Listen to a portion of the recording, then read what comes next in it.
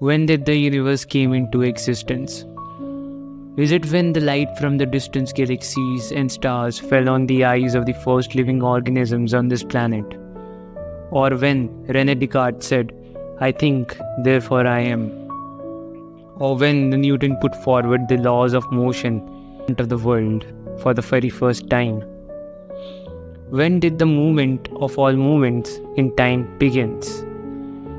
Such questions would have been floating in the mind of young Georges Lemaître when he is gazing at the stars in the night sky, which are evaporating the history of this universe into pieces.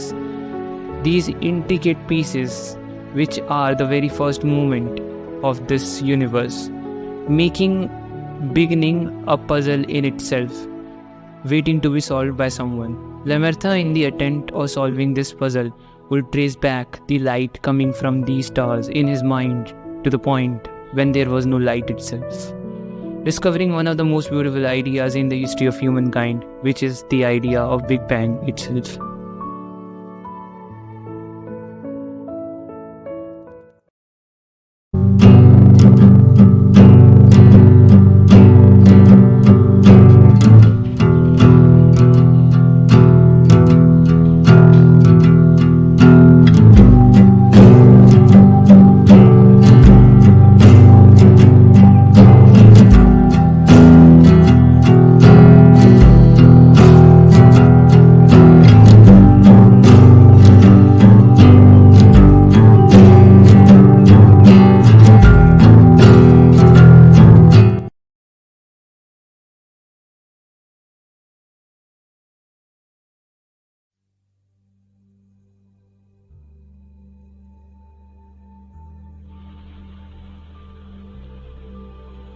How would I feel this reality if I did not know the very beginning of the time in itself?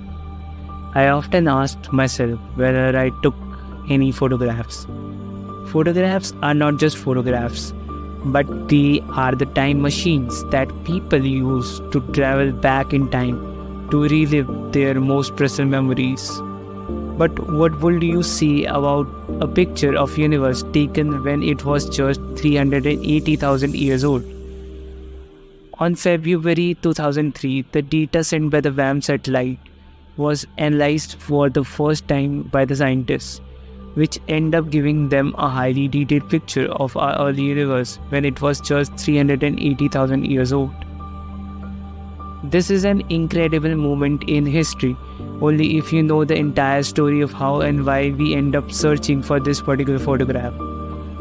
It begins way back in the summer of 1946 when the scientists at Bell Labs recorded a strange persistent noise coming from a specific area of the night sky, where they are trying to tune into the radio waves that reflected off from some earlier satellites as a part of their daily work.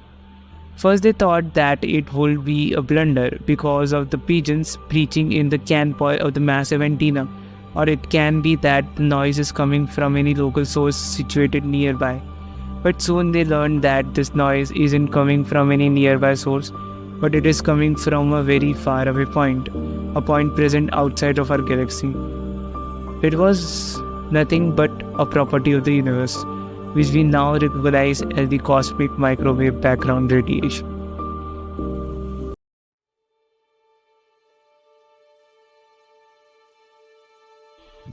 It is the summer of 1916.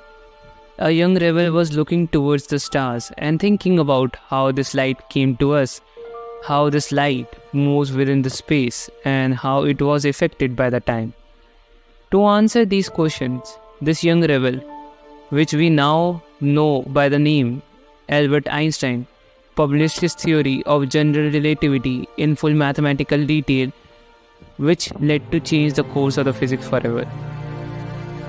One of the most fascinating equations in general relativity is the Einstein's field equations, which can be written as the equation which equates the Einstein tensor on one side, which tells us about the curvature of space-time, and on the other side, an energy momentum tensor, which represents the total amount of matter in the universe. Einstein made a mistake while calculating this equation, which led him to believe that the universe was static and in a steady state.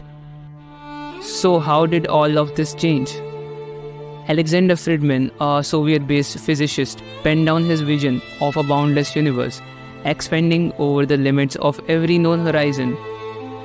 He derived a set of two equations within the context of Einstein's field equation, which is nothing but one of the solutions of the field equation. His calculation told us a profound truth, that the universe is in motion and expanding and also free.